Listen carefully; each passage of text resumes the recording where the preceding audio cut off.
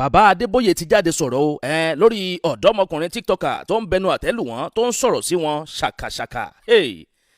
Kí ló dé gan, kí ló ṣẹlẹ̀? Ẹ̀yin èèyàn mẹ́dàkan dábọ̀ ẹ tún súnmọ́ bí o ẹ wá gbàlàyé ọ̀rọ̀ bó ti ṣe ṣẹlẹ̀ gangan tẹ́ ò bá gbàgbé ẹ rí i pé ní ṣẹ̀ṣẹ̀ bẹ̀rẹ̀ ọdún yìí ìyún lóṣù tó kọjá lọ́hùn ni bàbá Adébóyè jáde o tí wọ́n sì ń sọ fún gbogbo àwọn ọmọ Redeemed Christian Church of God wípé kán gbàwẹ̀ fún 100 ọjọ́ o ìyún 100 days. Ṣàìdédé ni ọ̀dọ́mọkùnrin tiktoker yìí ìyún Olúmídé Ògúnsanwó tí orúkọ ìnagijẹ rẹ̀ á máa jẹ́ C King ló bá bẹ̀rẹ̀ sí ní jáde o ló bẹ̀rẹ̀ sí ní sọ̀rọ̀ sí bàbá Adébóyè ṣàkàṣàkà ni o ó ní pé stupid boy ni wọ́n onírúurú àwọn èdèkédè ló ṣàbẹ̀rẹ̀ sí fi ń sọ̀rọ̀ sí bàbá Adébóyè tó ń bẹnu àtẹ́lù wọn kí làwọn nǹkan tó sọ ohun gan ẹ̀jẹ̀ ń sáré gbé wọlé. Pastor Adeboye, useless boy. The other day I tell you say shame dey knock on your door, you think say I dey joke.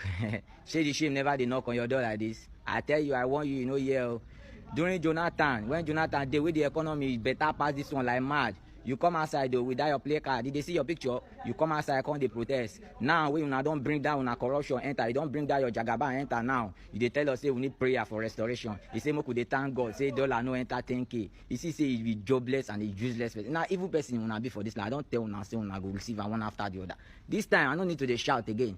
I don shout pass. Now make I just dey here dey enjoy am and dey collect am. You no understand? You ni sun. Adeboye abigilo gborúkọ ẹ.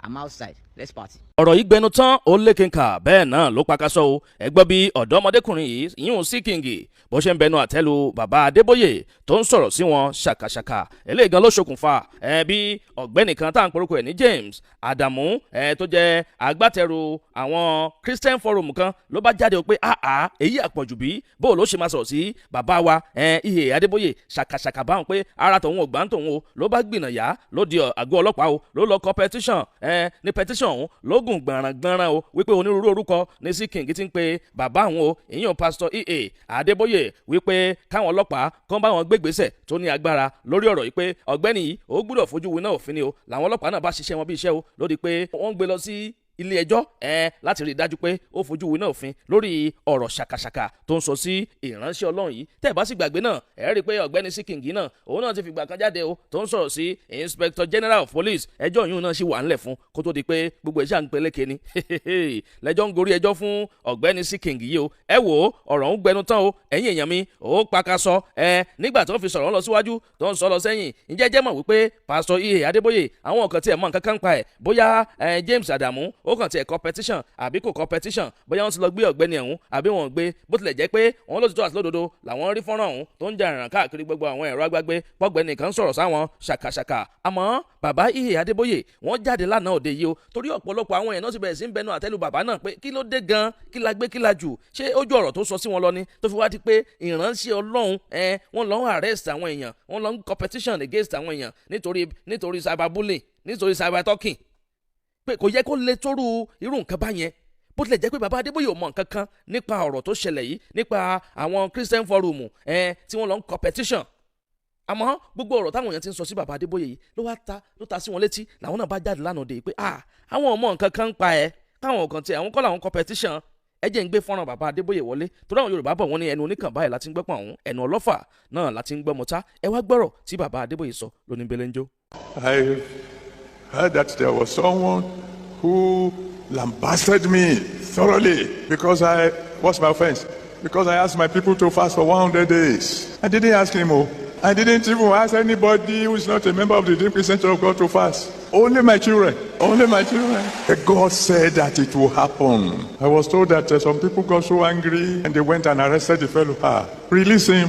He's fulfilling prophecy. Ọ̀rọ̀ lẹ́gbọ́ lẹ́nu bàbá Ìhè Adébóyè yìí o ẹ̀yin èèyàn mi kí lẹ ṣe rọ́rọ̀ yìí sí ẹ rí i pé Dèjì Adéyanjú náà jáde o ìyẹn ò Barrister ló bẹ̀rẹ̀ sí ń sọ̀rọ̀ ṣàkàṣàkà o wípé àwọn ọlọ́pàá ò níṣẹ́ ló fi di pé wọ́n ṣàrán àtẹ́rì sí cyberbullying káàkiri kò tún wá tán síbẹ̀ ó tún wá ń sọ wípé James Adamu tó ṣagbátẹrù Christian Forum tó lọ ń competition sí ọ̀gbẹ́ni yìí pé kò ní right kò ní legal standing right kò ní legal standing kankan láti lọ́ọ́ máa kọ irú petition tó ń kọ yẹn pé ṣé òun ni wọ́n ń cyberbullying ni àbọ̀ òun ni wọ́n ń cybertalking pé ẹni tí wọ́n ń sọ̀rọ̀ sí gan òun gangan ò gbégbèsè kankan èwo wá ní ọ̀rọ̀ mi dẹlẹ́rù títí ẹ tó wá di pé ìwọ ló wá gbọ́rọ̀ òun sórí kankan wípé òun gan ó fojú winá òfin báyìí o tó pé torí ìgbésẹ̀ tó gbé yìí ó lòdì gbáà sófin pé kò yẹ kó jẹ́ pé òun ló lọ máa kọ petition pé àwọn ọlọ́pàá náà ló bẹ̀rẹ̀ sí bẹnu àtẹ́lù wọn wípé àwọn ọlọ́pàá gan àwọn náà ò ní right láti máa tẹnubọ̀ ọ̀rọ̀ cyberbullying pé ọ̀rọ̀ tó jọmọ́ ilé ẹjọ́ ni pé kí wọ́n ti fáìlì gbogbo ẹ̀ kó gbé lọ sí ilé ẹjọ́ ló ní kíákíá ni o ẹ̀yin èèyàn ọ̀rọ̀ ìgbẹ́nu tán ó lè kéka bẹ́ẹ̀ náà ló pàkásọ. All right, so it was earlier reported that the TikToker Seeking was arrested for insulting the Inspector General of Police. Then later yesterday, it was now reported again that he was arrested for cyberbullying Papa Adeboye, the General Overseer of his Redeemed Christian Church of God. Now, I see a lot of people commenting that pastor don't they arrest person for defamation. Why pastor would they say that they cyberbully and why can't he forgive? Now, while we are saying that, I'm totally against pastors arresting or even police whether they arrest anybody for defamation. If you get problem, go court. But then again, we no go follow that bandwagon where we will see something very bad, we will close our eye. You understand? Forget all of us into this thing. But at the end of the day, when something dey wrong, you talk on because it might be your turn tomorrow. Now let's listen to what this boy said about Adeboye. Pastor Adeboye, useless boy. The other day I tell you say shame they knock on your door. It is say I dey joke. Say the shame never they knock on your door like this. I tell you I want you know yeah. Now you heard him. How can you call somebody like Pastor E.A. Adeboye? First of all, let's start with age. How can you call him a useless boy? That's somebody that can be your grandfather. That's somebody that can be your grandfather. Useless boy? Useless boy? No now. No now. No now. I heard there's somebody that wrote the petition on behalf of Pastor Adeboye. No matter what you want to talk, this is rubbish. This is rubbish. No matter what you want to talk. Useless boy?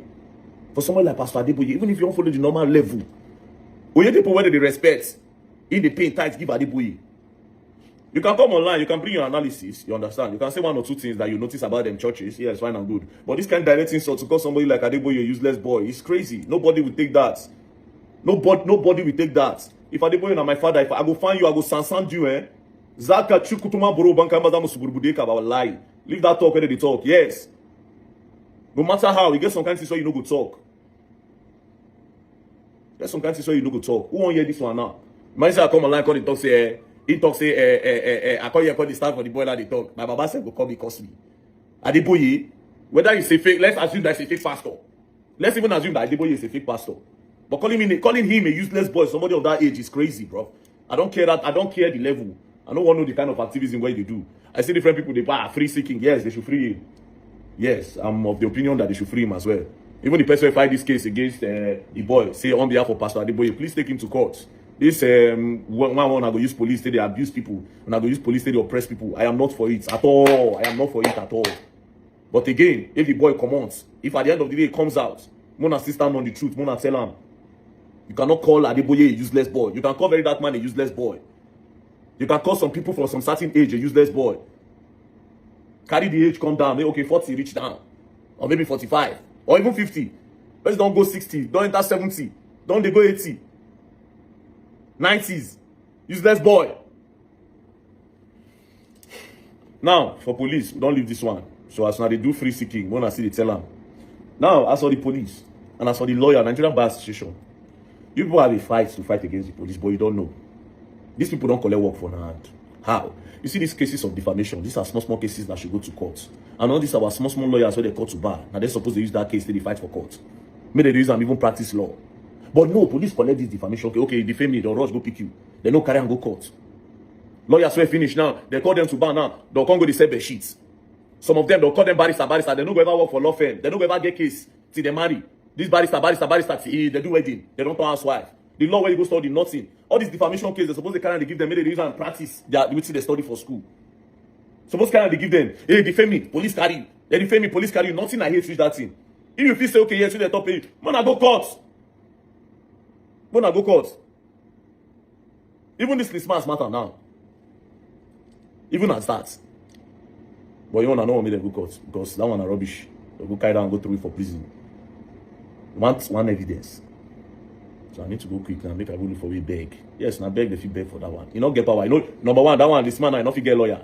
No lawyer go work for him pro bono. So as they don't reach the court now, pew, to prison. So now beg. Now Amalia, I use opportunity to tell you, little boy. Forgive him. I'll call you. I'll call you for phone. My guy. I'll call you.